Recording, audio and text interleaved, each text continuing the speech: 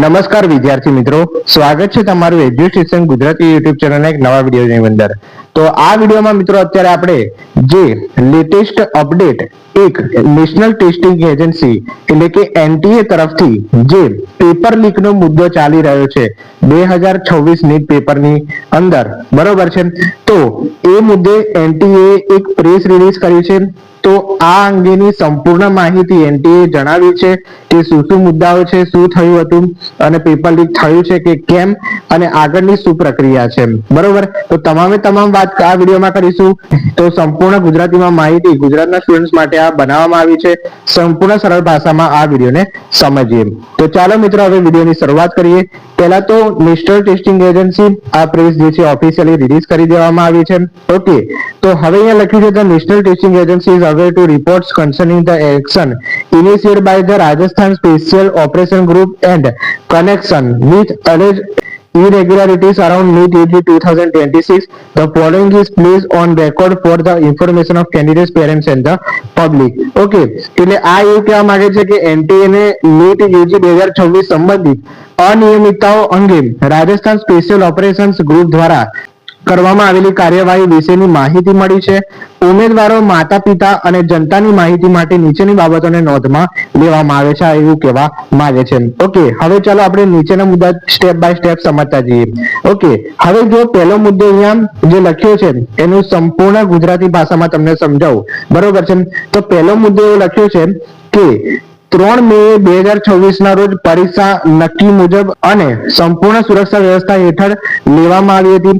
એટલે કે 3 મે જ્યારે કન્ડક્ટ કરવામાં આવી હતી નીટ યુજી 2024 ની પરીક્ષા, ત્યારે એકદમ સંપૂર્ણ સુરક્ષા હેઠળ કોઈ પણ એમાં ધાંધ્યા વિના સંપૂર્ણ એકદમ શાંત વાતાવરણમાં એ પરીક્ષા લેવામાં આવી હતી, બરોબર છે. કોઈ પણ અનિયમિતતામાં જોવા નથી મળી.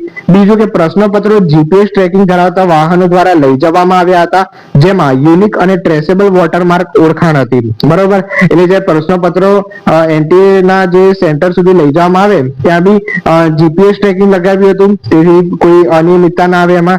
બીજું કે પરીક્ષાના કેન્દ્રોમાં એઆઈ આધારિત સીસીટીવી મોનિટરિંગ કરવામાં આવ્યું હતું, જેમાં સેન્ટ્રલ કંટ્રોલ રૂમથી દેખરેખ રાખવામાં આવી હતી અને દરેક ઉમેદવારની બાયોમેટ્રિક ચકાસણી કરવામાં આવી હતી. અને તેમજ 5G જેમર્સ, જે જામર્સ હોય, બરોબર છે, કે કોઈ બી ફોન કે એવું હોય જે લીક કરવા મામલે જે ટેકનિકલી જે પેપર લીક થઈ શકે, બરોબર છે, જે ચોરી થઈ શકે એવું કઈ ના થાય, એટલે 5G જામર્સ લગાવવામાં આવ્યા હતા, બાયોમેટ્રિક કર્યું હતું. આ સમગ્ર પ્રક્રિયા દેશભરના તમામ કેન્દ્રોમાં સફળતાપૂર્વક પૂર્ણ થઈ ગઈ હતી. તો આ પહેલો મુદ્દો એવું કહેવા માંગે છે. ત્યારબાદ બીજો મુદ્દો એવું કહે છે, આ બીજો મુદ્દો એવું કહે છે કે 7 મે 2026 ની સાંજે પરીક્ષા પછી 4 દિવસ બાદ એનટીએ ને પરીક્ષા સંબંધિત સંભવિત ગડબડીઓને અંગે માહિતી મળી હતી. ઓકે, તો આ બધું 3 મે શાંતિપૂર્વક પતી ગયું. હવે 7 મે ના દિવસે એનટીએ ને સાંજે, બરોબર છે, એનટીએ ને સાંજે ગડબડીઓની માહિતી મળી કે ક્યાંક આ પેપર લીકની માહિતી મળી. તો આ માહિતી 8 મે 2026 ની સવારે સેન્ટ્રલ એજન્સીઓને તપાસ માટે મોકલી દેવામાં આવી. ત્યારબાદ કાયદા અમલ કરનાર એજન્સીઓ દ્વારા જે કાર્યવાહી થઈ, જેમાં તાજેતરમાં મીડિયા દ્વારા દર્શાવવામાં આવેલા અટકાયતોનો સમાવેશ થાય છે, તે તેમની વ્યવસાયિક અને સમયસર કામગીરીનું પરિણામ છે, બરોબર. એટલે 8 મે સવારે સેન્ટ્રલ એજન્સી જે હોય, જે તપાસ કરવાની ટીમ હોય, બરોબર છે, એમને આ માહિતીની સંપૂર્ણ જાણકારી મોકલી દેવામાં આવી. એમણે તપાસ સમયસર શરૂ કરી દીધી અને એનટીએ આ એજન્સીઓના પ્રયત્નોને માન્યતા આપે છે અને જણાવે છે કે તે સંપૂર્ણ સહયોગ આપી રહી છે. હાલ એની કોઈ બી ઇન્ફોર્મેશન નથી મળી. અત્યારે જે ઇન્વેસ્ટિગેશન છે ચાલુ છે, જેમાં પરીક્ષા સંબંધિત તમામ ડેટા અને ટેકનિકલ સહાયનો સમાવેશ થાય છે. ઓકે, તો આ બીજો મુદ્દો એવું કહેવા માંગે છે. હવે સમજીએ મિત્રો ત્રીજા મુદ્દાની વાત. હવે ત્રીજો મુદ્દો એવું કહે છે કે તપાસ ચાલુ છે. ઓકે, તપાસ હજી ચાલુ છે, હજુ પેપર લીકનો કોઈ બી ફેસલો જે છે એ આવ્યો નથી, ઇન્વેસ્ટિગેશન ચાલુ છે. આ મામલો હાલમાં તપાસ હેઠળ છે અને સાચા તથ્યો યોગ્ય સમય બહાર આવશે. એનટીએ તપાસ પૂર્ણ થાય તે પહેલા કોઈ નિષ્કર્ષ આપશે નહીં. જે પણ નિષ્કર્ષ આવશે અથવા આગળની કાર્યવાહી જરૂર હશે તે પારદર્શક રીતે જાહેર કરી દેવામાં આવશે. આ ત્રીજો મુદ્દો એવું કહે છે. ઓકે, એટલે હાલ ઇન્વેસ્ટિગેશન ચાલુ છે, હજુ કોઈ ફાઇનલ નિર્ણય આવ્યો નથી. જેવી એનટીએ ની જેવી તપાસ પૂર્ણ થશે, ઇન્વેસ્ટિગેશન પૂરું થશે, એવી એનટીએ જે છે એ ઓફિશિયલી ન્યૂઝ જે છે આપી દેશે. એટલે અત્યારે કોઈ બી અફવા પર ધ્યાન નથી દેવાનું. એનટીએ નો ઓફિશિયલ પરિપત્ર આવે એમાં જ રાહ જોવાની છે. અત્યારે કોઈ બી ટેન્શન નહીં લેવાનું તમારે. તમારે, બરોબર, કોઈ બી પેનિક નહીં કરવાની જરૂર. ઓકે, તો એ મુદ્દે ચોથો મુદ્દો જે એનટીએ લખ્યો છે કે નીટ યુજી 2026 માં ભાગ લેનારા મોટા ભાગના વિદ્યાર્થીઓની મહેનત અને ઈમાનદારી પર કોઈ પ્રશ્ન નથી. આવા સમાચારોથી ચિંતા થવી સ્વાભાવિક છે, પરંતુ એનટીએ ઉમેદવારોને વિનંતી કરે છે કે તેઓ એજન્સીઓને તપાસ પૂર્ણ કરવા માટે સમય આપે.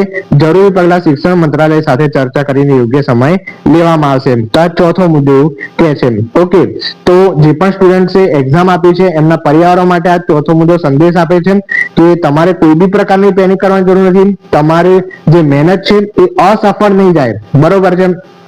તો તમારે તો જે બી સ્ટુડન્ટ છે મહેનત કરીને જાત મહેનતથી નીટની એક્ઝામ આપી છે એમના હિતમાં જ નિર્ણય આવશે.